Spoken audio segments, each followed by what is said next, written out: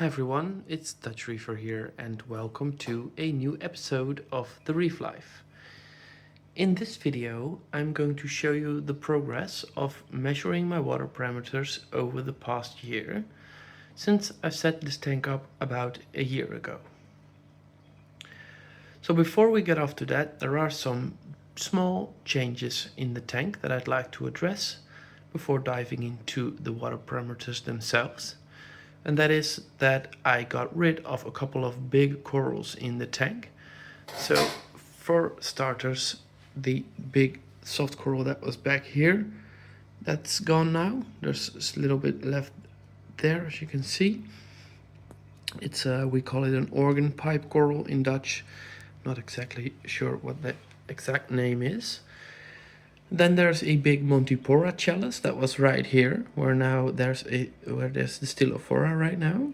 There's still a piece left, as you can see right here in the back. You can see it better from up top. And I remove the net.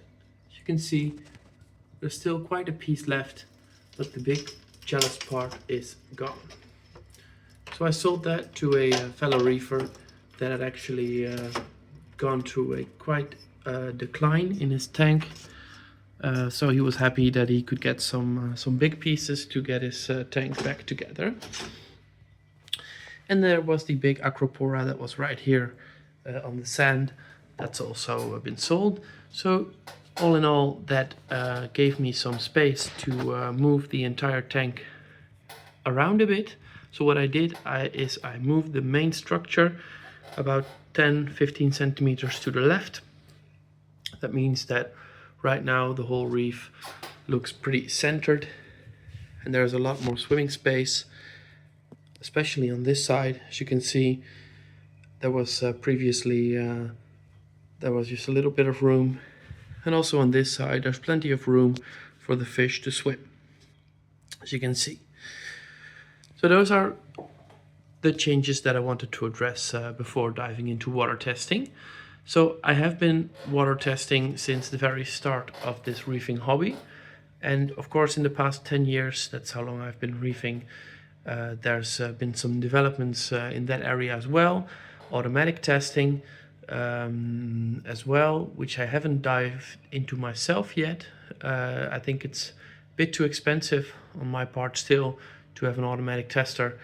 Of course, if there's any companies willing to sponsor me, I'd be more than happy to oblige. But for now, I think it's a bit too expensive if you want to pay for that yourself.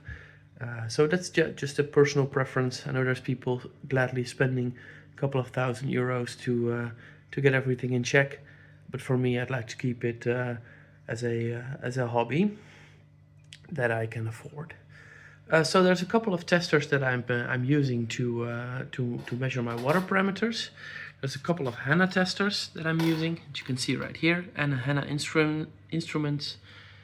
These are widely available on the market. I'm using 3 of them.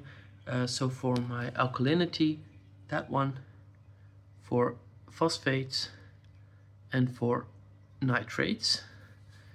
There is a better one available for alkalinity. This one you still have to calculate the actual value based on the value that it shows you on the screen.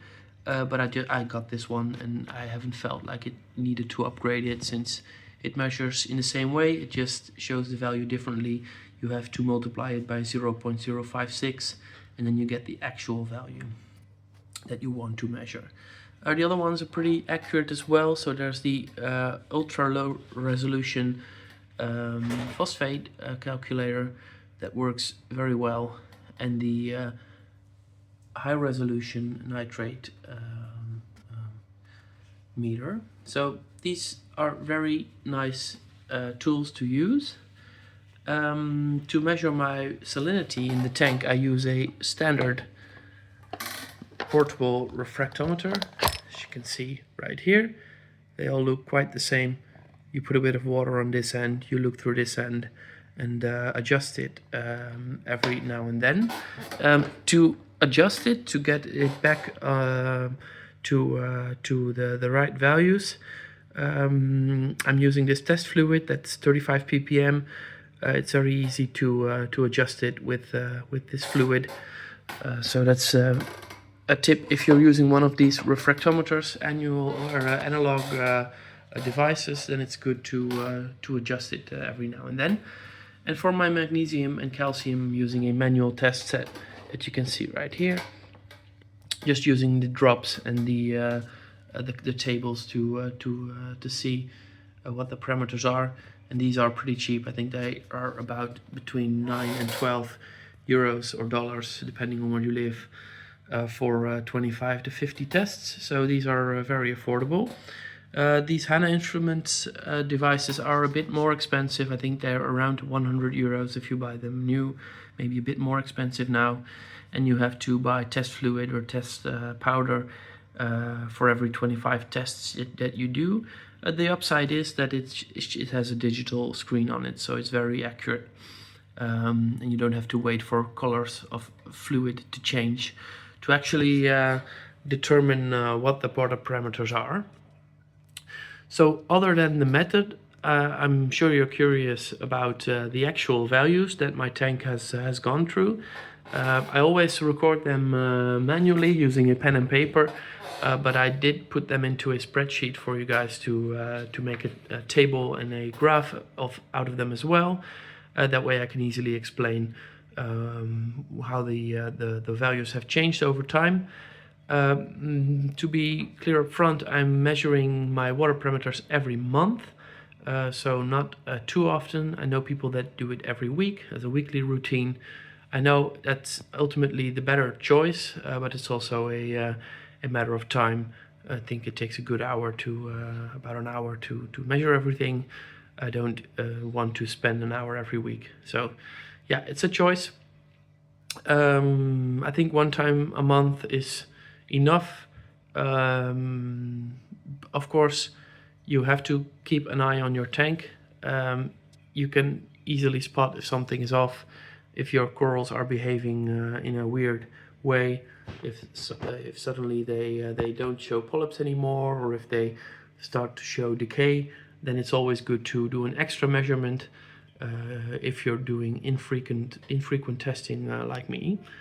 I know there's even people that don't test their water at all. They just wait to see any changes in their tank. I think that's a bit too risky for me.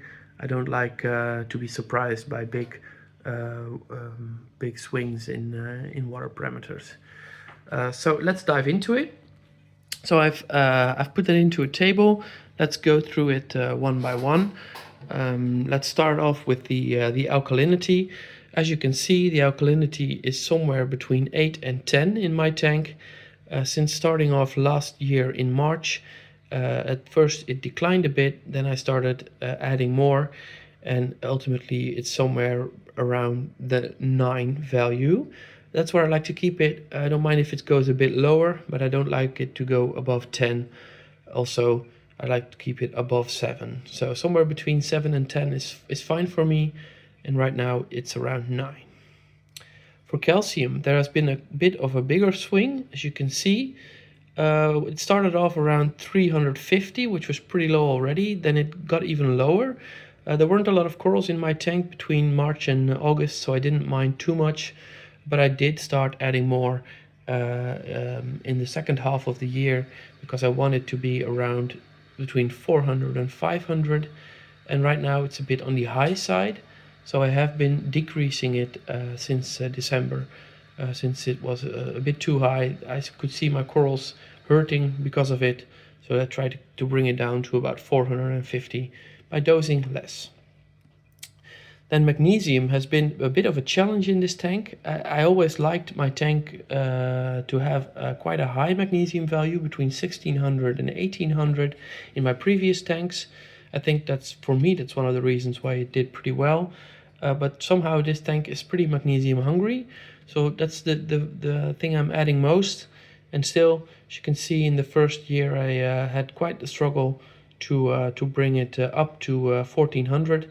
And once I finally got there, it declined again. So right now it's around 1250. So I'm adding more and more, because I do want that to be around 1400 at least. Then my nitrates, they have been between, well, let's see, 2 and 10 for about the last year. It has declined, somewhat risen in the first half of the year. Then towards December it declined pretty much, and now it's on the rise again. So I need to keep an eye on that, especially since my phosphates have also peaked in the last month. I have been feeding more, so I think that's what might be one of the causes. There's also one of the wrasse died, and I saw it in the tank about a day or two later. It was already half eaten, so that's also one of the reasons there might be more phosphates in the tank. So I try to keep those around 0.04 to 0.08, so I really have to bring them down. For now I just replaced my carbon, and I try to keep an eye on my feeding and to see if that brings it down enough, and otherwise I can also use external methods to bring it down. But for now I'm monitoring it closely, so I'll definitely measure again in about 2 weeks to see if it has gone down, or at least stabilized, because I don't want that going above 0.1. Then last but not least, the salinity. I've added 2 scales for this, since in Europe we measure the left scale, and I know that in the US most people measure using the ppm scale on the right. So that has been between, let's say, 32 and 35. I think that's 35 is very much on the high end. I'd like to keep it somewhere around 33, so around 1.025 that is. But it's been a bit of a challenge. I did remove about 10 liters of water from the tank yesterday, and added RO water to bring it down a bit, because well, one of the it's actually pretty funny. One of the automatic things that happens is when you're dosing using the Bolling method, you're adding salts to the tank as well. Every time you add some alkalinity, calcium, magnesium, it's also salty water. So if you do nothing, then your water will get saltier and saltier over time. So you do need to compensate for that by removing some salt water every now and then and adding some RO water to restore the balance. So yeah, overall nutrients have been pretty much okay for the last year. On the rise though, so I need to watch them. Calcium is pretty high, need to bring that down a bit. Magnesium is pretty low, need to get that up again. And the salinity is around where I want it to be, and easily adjustable as well. So that's quite the manageable challenge that I've got there. So overall, yeah, the tank looks a bit purplish right now. I think that's due to the time of day. I'm not sure exactly why the camera picks it up like that. It's a bit hard to adjust as well, but let's just enjoy the colors while it's doing this. I think that the tank looks pretty well at the moment. The corals do look very happy, as you can see by these euphilia. There's one thing that I'm keeping an eye on, that's this Acropora. It has been, well, not in perfect health for the last couple of weeks, so I really need to monitor this. It's a bit odd because the other ones are doing pretty well. For example, this one, they're showing polyps as well. There's a couple of other ones that are actually pretty healthy, so I'm not sure why this big, I think it's a Millepora, is not doing too well, but I need to monitor that. I did try to add some new colors to the tank, as you can see. Something that works out pretty well, I think. From a distance, the colors start to blend in a bit more, and all in all, it's starting to look more and more like my original Reefer 525.